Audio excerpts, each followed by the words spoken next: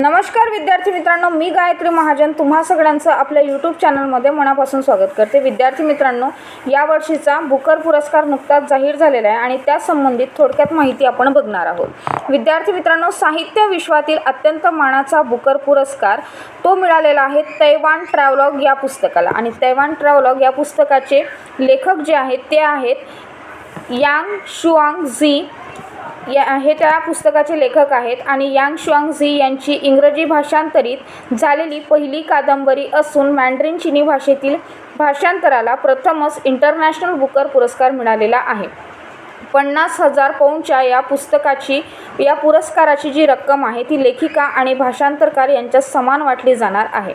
विद्यार्थी मित्रांनो, पेपरच्या दृष्टीने हा पॉईंट खूप जास्त महत्त्वाचा होता आणि तुम्हाला 100% विचारला जाऊ शकतो की यावर्षीचा बुकर पुरस्कार कोणाला मिळालेला आहे, तर तो मिळालेला आहे तैवान ट्रॅव्हलॉग या पुस्तकाला। आणि हे पुस्तकाचे लेखक कोण आहेत, तर 100% त्या प्रश्नाचं उत्तर असणार आहे यांग शुआंग झी। विद्यार्थी मित्रांनो, माहिती आवडल्यास व्हिडिओला लाईक करा आणि अशा छान माहितीसाठी चॅनलला फॉलो करायला विसरू नका। बाय।